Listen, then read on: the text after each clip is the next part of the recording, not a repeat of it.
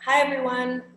If you're here and joining us, you're in the right place. This is OMD 101's webinar on how to get plant-based foods on restaurant menus and K-12 schools. We'll be starting in a few minutes, but just hold tight and we're gonna get everything set up. First of all, can everybody hear me okay? If you can hear me, please go ahead and type something. Great. I see Ellie Eckert can hear me. If you can hear me, go ahead and type where you're coming from or where you're joining us from. I'd love to hear where everyone is patching in from. All right, we have Durham, North Carolina, Alberta, Canada, Burbank, California, New York, ooh, Portland, Oregon, ooh, Mount Shasta, California, Colorado, I love it, Berkeley, California, great. Tennessee here representing, excellent. Terrific. How about everybody tell me, while we're waiting for a few more people to join us, how about everybody tell me what their favorite vegetable is? Broccoli, I see Madeline Parker saying broccoli. Patricia saying cauliflower, that's a great one, makes great mashed potatoes. Potatoes, all right, I love it, Amy. Excellent. Well, my favorite vegetable is eggplant. I don't know if that's a fruit or a vegetable exactly, but it's always tasty. Any other fruits or vegetables that people, ooh, dark greens. That's a good one. Spinach. Spinach is great also. Excellent. What are some of you? A guava, okay. We're getting not a veggie, but I love a guava. Green chili, goodness, that's a good one. Make some great salsas out of that. Thank you, Tony. Tony, where are you calling in from? Anything in the cruciferous group, that's another one, I love it. Tony, with his preference for green chilies, is calling from, or patching in from New Mexico. I love that. Oh, and Patricia's saying, my kids love broccoli. They call it little trees. That's adorable. I love that. And it seems like it's a good way to get kids to eat the broccoli, right? Elizabeth Schaefer also loves broccoli. I feel like broccoli got a really bad rap a few decades ago, and now everybody's realizing how tasty and how good it is for you. Excellent. We're just going to take a few more minutes, just a couple more minutes. Thank you for your patience, everyone, just to let a few more people jump on, just in case. But I just want to remind you that this webinar will be about 40 to 45 minutes. Feel free to ask any questions in the chat box at any time during this webinar, and we will try to get to them. Or there will be a Q&A at the end of the session. Let's see.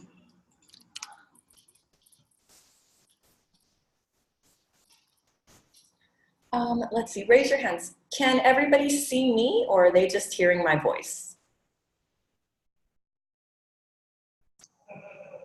Okay. Great, let's see how I can. All right, okay. We're trying to make it so you all can see me and you're not just hearing a black box speaking to you. Okay.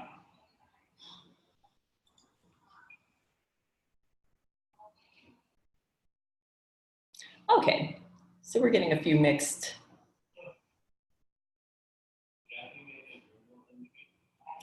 Okay, how about now?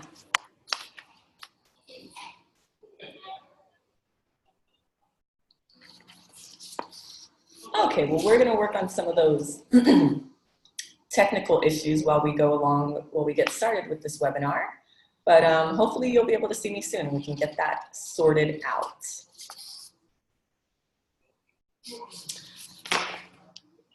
Okay, great. So, great, okay. Thank you, Tara. I see the chat box with just the screen with the title.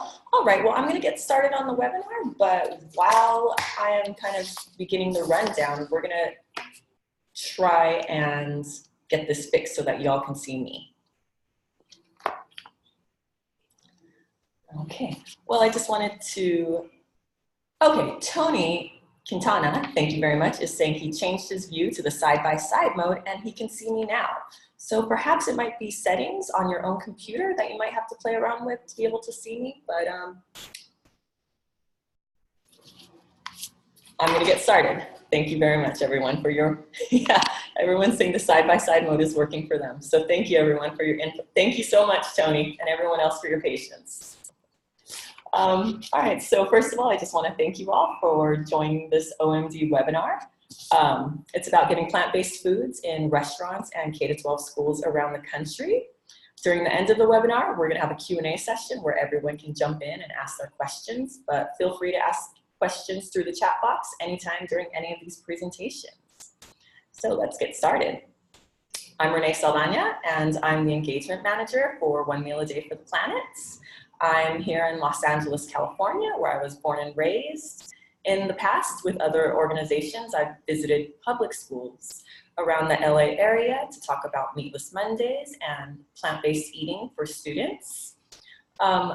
One of the schools I actually visited in 2012 to talk about plant-based eating, Roosevelt High School in East Los Angeles, took part in the LAUSD's pilot implementation of plant-based lunches in 2017. So now I work with individuals around the country to get their local food institutions to add healthy, climate-friendly, plant-based entrees to their menus. So feel free to reach out to me with any questions you have about OMD, our toolkits, or this webinar. I'm just really excited to be getting to know everyone. I'm so excited to do this webinar, and I can't wait to hear what everybody thinks about these campaigns and about plant-based eating in their own areas. And please just remember, I'm always available to talk after the webinar individually. So again, hi, and thank you for coming.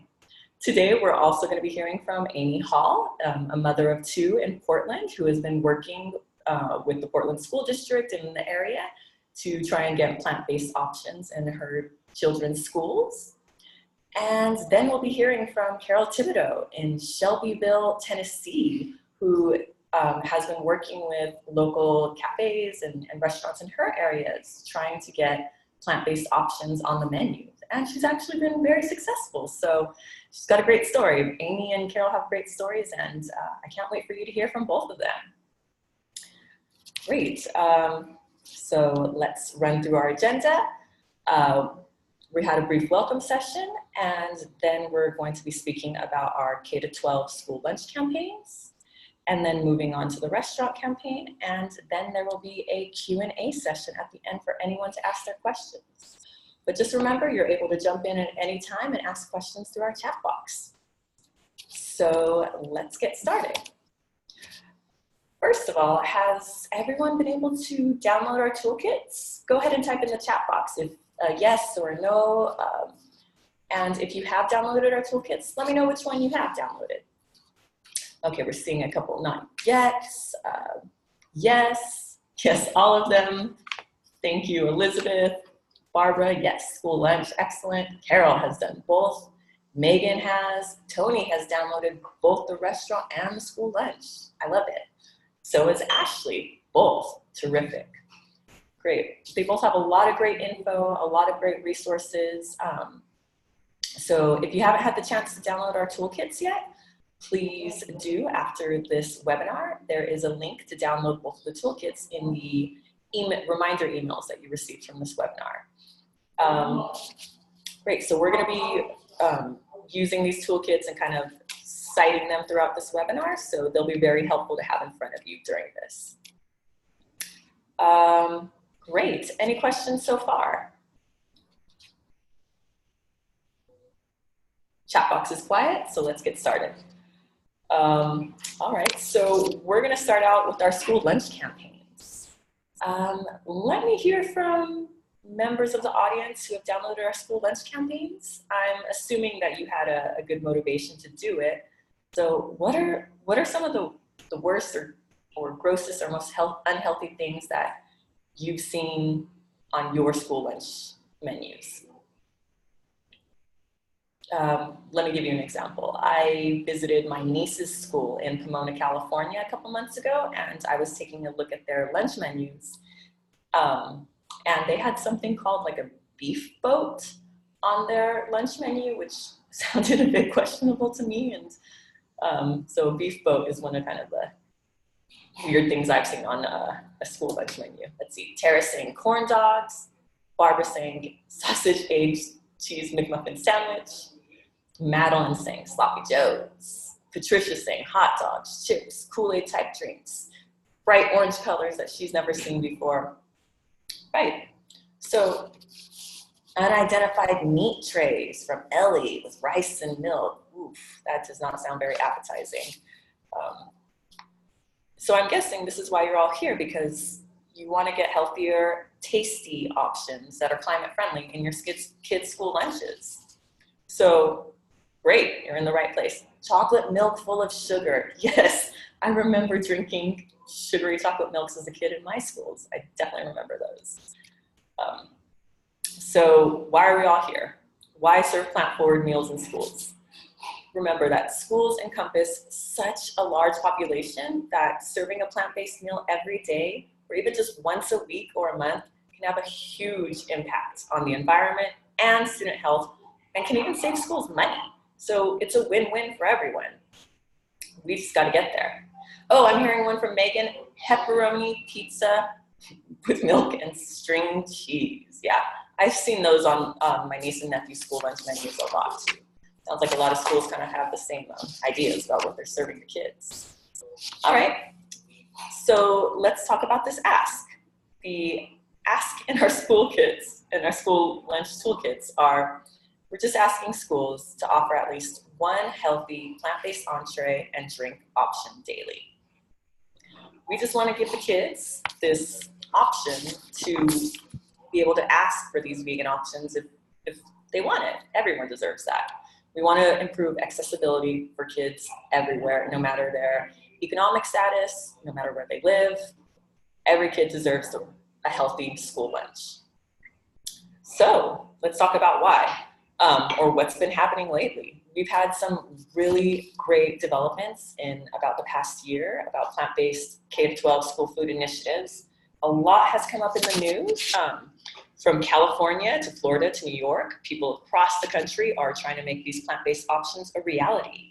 All of these headlines you see up here have all been from the past year. For example, last summer, Miami-Dade County Public Schools introduced a new plant-based menu items for the school year. According to the article, they were very successful, and they even inspired another school called, in the Florida Panhandle, called Fort Walton Beach High School, to offer a plant-based daily lunch option. Last month in New York, 62 school districts and 13 businesses took part in a 10-day plant-based health challenge. And last year in Santa Barbara, which was one of the first cities to offer a vegan meal across the entire district to through kindergarten and high school, they were testing out plant-based meals, and they said the initiative was so successful that the meals will likely be offered again this year. So this is already happening coast to coast, and we're just trying to keep this momentum going. And this is all happening because people like you wanted these options and they asked for them. So next we're going to talk about how these people asked for them. Okay, I'm seeing a couple questions coming in the chat box. Will these slides, Tony and Carol are asking, will these slides be made available to us after the webinar? Sure, I can definitely send a link to these to anybody who wants these slides. You can go ahead and email me, or I can include them in the follow-up email to everyone. But for sure, I can send you these slides. Just go ahead and ask me. You're welcome, Tony. So let's talk. How do we get started? How did all of this happen? How do these people do this? I would say the number one piece of advice for you to take away for today, if you're working on a school lunch campaign, is teaming up. Teaming up is so incredibly important. Strength in numbers helps. It's harder to ignore a request when there's many people behind it. You can help recruit friends, students, parents, teachers, to help you build a small coalition or a group of people who also want healthier options for kids in schools. You can even start by finding just one or two people from your school or district to get on board. Even better if you find a key influencer in your school, someone who's on the board, district, a principal, an influential teacher, administrator. And then once you have your group, you can kind of talk about, you can move on to the next step. But it's always great to get other people involved. For example, as I spoke about earlier, at this school in East Los Angeles, Roosevelt High School, they were one of the first high schools in Los Angeles to implement the plant-based lunch school program to test it. And this started because many of the students at Roosevelt High School were heavily in support of the program once they heard it, and they started their own food organization group, which was called the Healthy School Meals Advocacy Project. The group was formed by students in 2014, and they met with their director of food services in 2016 to lobby their school's selection for the plant-based pilot program. So those kids wanted healthy meals, and they teamed up and they did it. So strength in numbers helps. Find like-minded people. Yeah, and then you start going from there. Does anybody have any questions about that?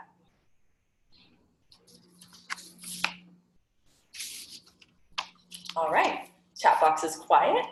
So let's move on to somebody who has actually been putting this all into kind of motion in her own community.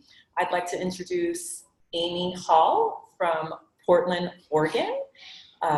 She is a mother of two, and she has been working within the Portland School District to help bring more plant-based options to her area. Amy, let's hear about your story. Well, hi, everyone. I guess my story, I had been thinking about having plant-based options at school for probably 6 years because my kids are vegetarian, and so they often didn't have many options, but like a plastic wrap peanut butter jelly sandwich is the veggie option. But, you know, we're all busy, and I just felt like it was too big of a project to take on at the time.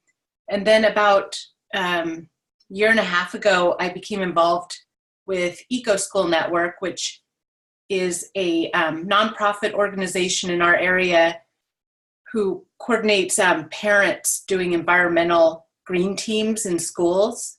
So all these different parents in different schools have a place to support each other and get resources and learn skills. And what I did with that was started going to the kitchen cafeteria and working on getting a compost program and single-use silverware eliminated. We just had plastic silverware, and it was really only there because nobody had said anything about it. And it was really easy to change, just had forks and spoons donated, and that kind of gave me this impetus of, well, you know, any parent can do something in their school if they just kind of step up and then ask other parents through Facebook or their own groups to join in. But I guess the advice you said of having a group is really important, and realizing that if you are a parent, you do get a nice insider role, where I was in the schools sometimes 3 to 5 days a week, and just at lunchtime to oversee this. But even if you can only go in once a month, make sure you kind of see what's happening in there, because you're going to be a stronger advocate when you go in, talk to the district, if you have seen what's going on. And just a second, I'm getting an alert to start my video.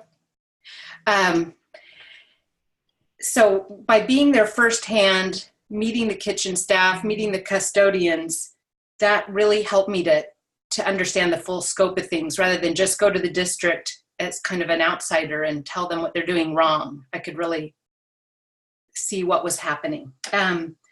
So if you're not a parent, I think finding a parent is someone that you need to have on your team. Having a support group, like I'm in a fellowship right now, where you have some accountability to keep going, and every month I have to report like what I've done, what have I done on this project? So that kind of keeps me motivated. It also helped me get organized and I created a PDF that I've been able to send to different people who might be interested, and I'd be happy to share that. If you go on my the website link, my latest post kind of describes my process so far, and so you can read about it more there. I won't go into all the details, but I will say that as I've been taking a step forward, new partners, great partners have been coming forward, like One Meal a Day, after downloading the Toolkit, reached out to me. Balanced has also contacted me. So you may not see right now where this will lead, but just start with your local group. And right now, my two main partners are Factory Farming Awareness Coalition and Friends of Earth, who are, Friends of Earth has been through this before, so that has been very helpful. And Factory Farming Awareness Coalition has a lot of different ideas and resources as well, and I'm working on the parent side. So I think a team is really, really important. Thank you. Yeah. Thank you, Amy. Yeah, and I mean, Friends of the Earth is one of our partners on the toolkits, so they're terrific. I think the one other thing I'll add is that once I made the blog post public and posted on Facebook that I was going to have a meeting, we immediately received an invite to talk to the district. So the school district you kind of do have to make a little noise, not to say that we're not coming in as a positive collaborator, but I'm just saying it took a long time for them to, want to talk to us, and it took a little bit of publicity, I guess. Great. Thank you so much, Amy. Does anybody have any questions they'd like to ask Amy about her experience? Okay, let's see. Tara's saying a great resource for funding is the pollinationproject.org. Great. So if you're looking for funding, Tara has a suggestion to reach out to the pollinationproject.org. Barbara Gates says, Amy, you are a rock star. I would definitely agree with that. So just to sum up kind of what Amy said, teaming up, finding other parents, and kind of then new partners started coming forward organically. She reached out to local groups in her area, OMD, Balanced, Friends of the Earth, Factory Farm Awareness Coalition. She looked for like-minded people, found them, and started teaming up. Let's see, we have a question from Ashley. If you're not a parent but want to find one to join you, where is a good place to look? That is a great question. What does everybody think? I think environmental groups. Or a veg. We have Northwest Veg over here, which is really big, and that's where I would maybe find someone. Excellent. Environmental groups. Vegetarian or like-minded plant-based groups that are focused on plant-based or healthier eating. Excellent. I love those ideas. Does anybody else on the chat box want to chime in where they might be able to find other parents? Let's see, environmental groups, yes, but as someone who works that field, a lot of people, okay, you might run into some issues with other environmental groups, but let's see. Barbara's saying Lean and Green Kids is her organization. There's another one, that's great, Lean and Green Kids. Veg Fests, let's see. Thank you, Madeline. Let's see, meetup.com is a great place to find people, or Facebook. Thank you, Tony. Groups in your area that are specific to plant-based eating or vegan eating. Great, Ashley's also saying on Facebook, there's a lot of vegetarian or vegan meetup groups. Those are excellent areas. I would say that I would be careful, even though I'm part of the vegan groups, I did not want to make this a focus on animal cruelty, because I feel like by making it about the environment and social equity, you bring in all parents. Once you start talking about animal cruelty and get into that realm, it's just a little harder to make that type of change, but health and environment motivate more parents, even if they eat meat, say, yes, I still think that's a good idea. Great, excellent. I agree with that. Environmental groups are a great place. Barbara is saying exactly. That's why her organization, leanandgreenkids.org, focuses on environmental aspects. Patricia, for anybody in Canada, has started a Facebook group called Healthy Eating and Learning. So if anybody is in Canada, is calling it from Canada, there's a great group called Healthy Eating and Learning that works on getting more plant-based options in schools in Canada. Let's see, okay, everyone's got some great ideas. A lot of people are planning to start nonprofits. Plant Pure Nation, Madeline is saying, is a great resource. Excellent. Thank you all so much for all of your ideas. I'm going to try and compile these later, and I can send them around for anybody else after this webinar, so we all have our notes. Thank you. And thank you so much, Amy. I really appreciate what you're doing and having you on. Great. Any other questions from anyone before we move on to restaurant toolkits?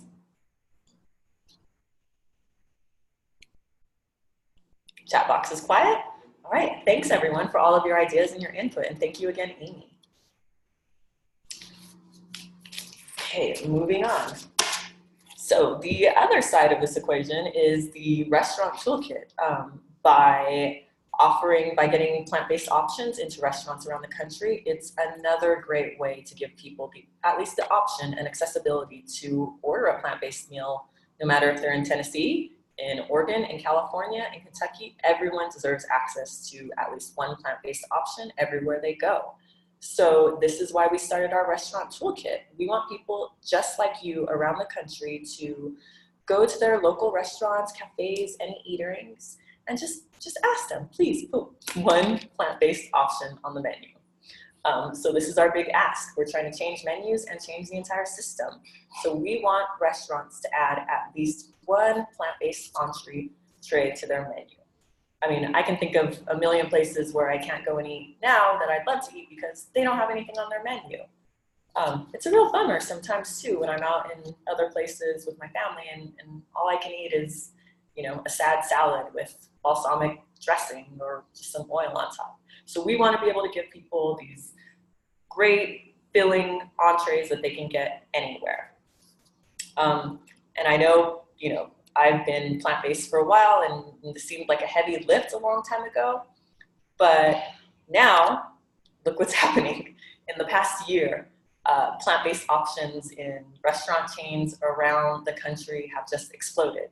I mean, even yesterday, I didn't get the chance to put it on the slide, but Panda Express here in the US announced that they were going to make their eggplant tofu dish finally completely plant-based. And if you look at some of these slides here, you see Taco Bell is going to have a dedicated vegetarian and vegan menu this year. IKEA has a new vegan hot dog. Qdoba is going to test vegan tacos in Michigan. Del Taco is bringing vegetarian and vegan tacos to Oklahoma. We've all seen a lot of us have seen the Carl's Jr. launch of the plant-based burger. Costco's is even adding vegan and vegetarian options to their food courts. One of the largest bagel chains in the country is adding plant-based options to their menu. So this is a huge movement that's happening, and we are just asking everyone to kind of jump on board and keep the momentum going in your neck of the woods, wherever you may be. So I think a lot of the obstacles that people may have when they're speaking to restaurant managers or to people at their local cafes is, oh, you know, why should we do this? What does this, you know, why? Like, people don't want plant-based, but studies from the Good Food Institute have shown that a majority of US customers, 54%, would like to eat more plant-based foods. So it's not just about people who are vegan or vegetarian or fully plant-based. This is about people who just sometimes they want to go out and have a plant-based meal, and everybody in the country deserves that option. For example, another compelling reason for restaurant managers to add plant-based options to their menus is retail sales. US retail sales of plant-based meats exceeded 760 million in 2018 year, growing over 23%. That's huge. It's almost $1 billion worth of plant-based meat sales in the US. And according to Good Food Institute, plant-based meat dollar sales are growing double digits in every region of the US. So we're not just talking the coastal cities, we are talking every region in the US. So if your local restaurant or cafe doesn't have a plant-based option, they are missing out on this huge boom. As we've seen, new trends show that providing plant-based options equals big bucks. So it's good for business, it's good for the planet, it's better for people's health. Why isn't everyone doing it? So how do we get started? Step one, we're just asking people to just take stock. Think about the restaurants, cafes, and eateries in your neighborhood that you wish had more plant-based options. What's your favorite local restaurant? Where do you eat out most often? Take that into consideration, and then think about who is there, are the restaurant managers friendly and accessible? Do you have rapport with anybody at that restaurant? You know, think about where you would feel most comfortable speaking to the people at that location. And that's all we're asking you to do, is just one step, just thinking about your favorite restaurants and cafes and what you'd like to see on their menus that are plant-based. And to talk to, now we have somebody here who's going to speak about their experiences doing that exact same thing. I'd like to welcome Carol Thibodeau from Shelbyville, Tennessee. And Carol is going to speak to us a little bit about how she was successful in getting her a local cafe in her area in Tennessee to add a plant-based option. So Carol, take it away. Good afternoon, everybody. I'm located in southern rural Tennessee. So, and I've been plant-based for, well, vegetarian 25 years this year. So when I moved to this area 2 years ago this month, I was trying to find restaurants that we could eat out in, and it was kind of a tough row to hoe in this small little town. But then last summer, we had a local coffee shop open up that had free Wi-Fi, which is another thing that's difficult in this rural area. Just this last week, did I get any internet service here at my home, to let you know how far out I am. So I had to drive to town if I wanted to be online other than a little bit from my phone if the weather was right. So I found a local coffee shop that was not a chain, called Coffee Beans, and I went in to see if they would have any options for me to have a coffee or tea in there with some creamer. And that's how it all started. I said, do y'all have any soy milk or anything you could put in? And this is not a chain, this is a local store. And oh yeah, we got something. So then I started going in there regularly and building rapport with the local staff. And the wait staff would be like, oh, do you want your usual, you know, if you can get that going, then, and they're recognizing you. And then they would say, oh, what are you working on today? Oh, I'm planning a cooking class that I'm going to have next month. So when they learned that that was what I was into, that I started talking to the manager, building rapport with him. And he said, well, would you like something to eat here? I can get, make y'all a wrap. So, you know, he started offering, well, he could make me a sandwich, but they didn't have any soups. Didn't take long though before he said, we're going to close in January to expand the kitchen so we can have full service menu. And he said, would you be interested in us having more vegetarian or vegan stuff here? And I'm like, yeah, I can help you with that. I've been eating this way a long time. So I actually kind of made some suggestions to him about what would be helpful. Like maybe he could have some, something that had beans in it. And so he got beans and rice. He had several vegetable options that you could have as sides. He had a lovely salad that was added on that had a bunch of fruit. And he even had a balsamic vinaigrette dressing that they made in the store when they reopened. So, you know, just by establishing a relationship first with the wait staff and then frequenting the restaurant and asking, you know, do you have any options for me? It really opened up the door so that they could you know, add more items to their menu, and it really has worked out right. Now, if I were to give a couple of tips, I would say build rapport with the wait staff, and then find out if the manager is open. I would keep asking what they have available, and a lot of times, you know, you can get even the people who cook or the wait staff to come up with suggestions, and then bring a friend or two with you. Let them know that there are more people interested, and you know, just stay positive. I also use this local restaurant partly because there wasn't going to be a real huge bureaucracy about dealing with a corporate menu. So I was going to try to go to a local chain, Ruby Tuesdays, and then I thought that the path of least resistance would be with a locally owned restaurant. Does anybody have any questions? Thank you so much, Carol. I love that. Does anybody have any questions for Carol? Okay, we will also have more time for Q&A. Oh, let's see. Patricia's asking, how successful were the options? And Tara's saying, I love your story. So Carol. Okay, go ahead. Oh, go ahead. How do you think how successful do you think? Well, it's been very successful.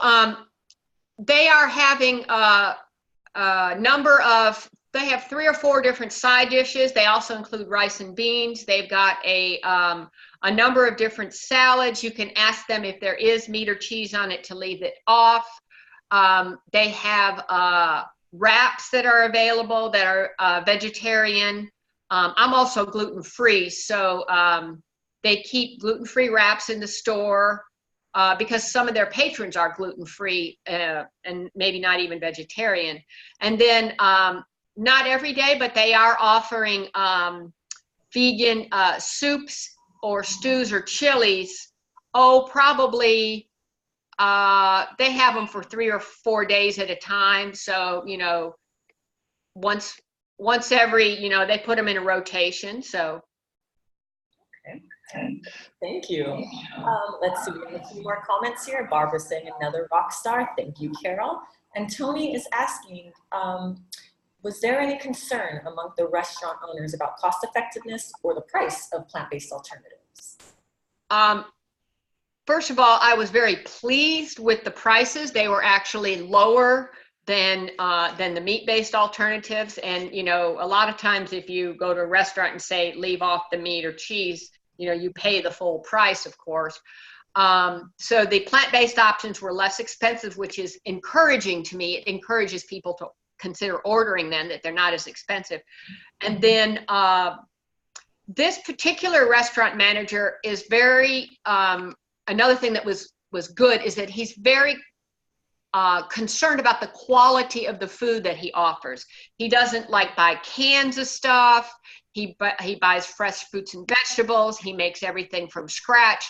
So that someone who's concerned about the quality of the food they offer and the ingredients that they offer, people who try to source things locally, all these are good signs that I would say that you're in a place that would be more open to offering more plant-based options.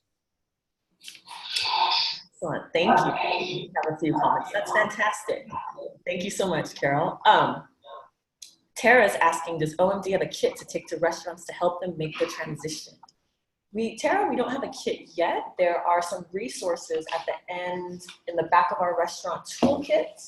We have a letter that you can take to your manager or to a restaurant manager that has reasons why they should add a plant-based option. We have some different resources, but Tara, if you want to contact me, or I can reach out to you later and we can have a brief discussion about the kind of things exactly that you're looking for to take to your local restaurant, and I can help you with that. And there is a little kit in the restaurant toolkit too that you can also kind of go through. We have lots of materials and resources there. I have a printout of it. So if you kind of go back to the end, I printed mine out, but we have a ton of resources you can look through. We have a special toolkit, we have a special kit. But if you have any questions or just want to be guided through that, let's talk after this. I'd love to hear from you directly. Let's see. Okay, great. Let's see now, just to sum up kind of what Carol had said, the first thing that she did was kind of think about, the restaurants in her area. She wanted a place with Wi-Fi. She looked for a place where she could have good rapport with the people, and she spoke to a restaurant manager who cared about the quality of his ingredients. So great, thank you again, Carol. Let's see, oops. So let's see, what about, let's hear from everyone else. What have been your biggest obstacles to getting started on whether it be a school lunch campaign or reaching out to your local restaurants? For anybody else who hasn't spoken today, what are some of your biggest obstacles? Student acceptance of new recipes from Barbara, and resistance from other mothers from Patricia. Okay, all right. Those are some common themes that I've heard from others who have been trying to get more plant-based options on their school menus. Social isolation from Barbara. Okay, I can see that sometimes. Let's see. Amy, did you have anything that you would want to kind of chime in about talking to other parents about this, or how you were able to speak to other parents? We actually have a meeting this Friday. I reserved a room at our local library, and I have a presentation that I put together saying, kind of like you did in the beginning, why should we do this? Outlining a few things they may not be aware of as far as plant-based or plant-rich diets being number 4 on Project Drawdown, as far as a way to lower carbon emissions. I think the link between environment and diet is stronger now, and that's why this could happen. But in the meeting, we're going to each have a small presentation on what we're doing so far, and then get the feedback from the parents so we make sure we have their support and get their names and everything. Great, thank you so much, Amy. I'm seeing a lot of questions and comments come in. I'm trying to keep up with them all, but I'm so glad that everyone has a lot of thoughts and ideas. For example, Tony is talking about the restrictions that the USDA puts on programs. That's definitely an issue. Patricia, there's been a lot of resistance about incorporating plant-based options. There are a lot of comments. I can see everybody has a lot of questions and things to say about this, and I would love to get to all of you. I can't in this webinar, but I love hearing these things, so please reach out to me, and I'm going to take all of your comments into consideration, and I'm going to try to reach out to all of you to kind of answer your questions or address any of these things. Great. I am seeing a question about, for restaurants. Let's see, Madeline is asking, do you have any suggestions on how to communicate to restaurants that it is important to list which dishes have animal products when it isn't obvious? That's a great question. Carol, just a question for you. Did you have any ideas about how the restaurant or Coffee Beans would list their vegan or their plant-based options? Well, the main thing that I do, I actually have dairy and gluten allergies. So I go in and I'll actually speak to and that's a lot of times that's how I get to speak to a manager, because if you tell a server, oh, I have an allergy, they like flag a manager right away.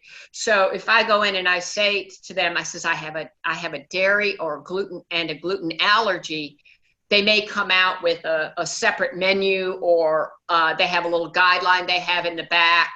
And I find that there's quite a few restaurants now that are actually having a special label that they put on foods that are vegetarian or vegan. There's a restaurant chain called Chili's. They actually have a whole electronic menu that checks off all the different types of food allergies that people can have. So I think it's really helpful to just speak to people about your needs and go out there and let people know that these issues exist, and then that helps them be able to meet the needs of their consumers. Excellent. Thank you, Carol. Yeah, and I agree. Just getting out there, talking to people, and especially in terms of dealing with restaurants, making sure that they're meeting the needs and the asks of their consumers. Thank you so much. I'm seeing there is a lot of activity going on in the chat box. I love how excited everybody is about these topics. I just wanted to remind everybody that we also have a Facebook group that is built especially for everybody to talk about these things, and I will get to that in a few minutes. But first of all, we're just starting to wrap up. I just wanted to ask about some, remind everybody of some key takeaways. And I think even though Carol and Amy are kind of working, one's working on a restaurant campaign and one is working on a school lunch campaign, they had a lot of similarities between what they said. Both of them built relationships first. They whether it was Amy building relationships with organizations or other people in the Portland School District, she looked for other like-minded people. Carol built a relationship with her local cafes and restaurants and started reaching out and talking to them. So they both put a lot of kind of research and taking stock into this, and then they teamed up and established relationships with other like-minded people in their areas to kind of get this momentum going. So just if there's two things I'd like for you to remember from this, just to get started, teaming up and doing your research and taking stock of everything. And then the third is, if all else fails, or even if you just want to talk about your experiences, contact OMD for support. We're here for you. I'm here for you. I would love to hear from everybody individually after this. I'll also be reaching out to everybody to kind of see what they thought of this webinar and hear more of your ideas. I love hearing your ideas. So please feel free to speak to me at any time. And I also wanted to kind of give people, what are we doing next? What's the next step after this webinar? Again, just a reminder that some of these people on the call, I have spoken, we've had 30-minute coaching calls, which is how our relationship started. So, after this webinar, you can reach out to me and reserve your spot for a 30-minute coaching call with me here at OMD, or as I'm seeing a lot of activity happening on this chat box, which I love, and I'm so happy you all are talking to each other. Join OMD's Green Team on Facebook. This is a place that we created for people just like you to kind of get together and have these conversations and support each other no matter where you are in getting plant-based meals in your local schools or in cafes in your area. And here in the Green Team, you can share tips, success stories, ask other people about obstacles. We're trying to create a community for everybody to hear your ideas and share your success stories. So please join us on the Green Team and we can keep this conversation going. Or reach out to me and reserve your 30-minute coaching call. I would love to hear from each of you individually, and I'm so excited to talk to all of you and get this all started. All right, what's the link to join the Green Team? So let's see. I will add that link into the chat box.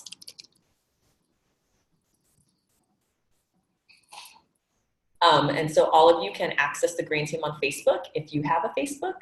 Otherwise, feel free to reach out to me separately. And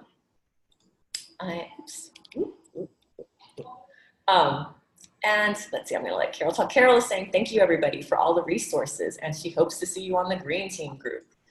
And let's see. I'm gonna let Amy and Carol say one more thing before they go. So Amy, go ahead.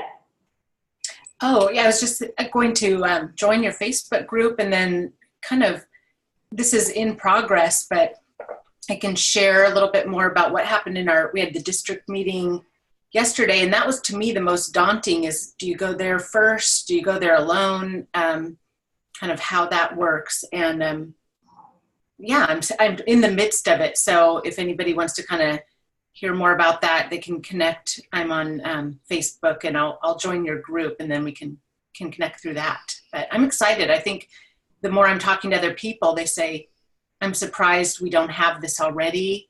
I'm getting a lot of support because we're not talking about taking away meat entirely. we're talking about adding an option. So yeah, I think it's going to go well. My biggest concern is some people want to advocate for 1 day a week that has a plant-based option, and I'm kind of torn between starting with asking for every day versus 1 day a week, small steps, or just go for it.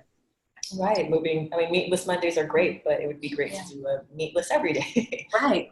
Mm-hmm. Excellent. Thank you so much, Amy. I appreciate all of your input and your efforts. Thank you so much. And then just Carol, any closing words before we end?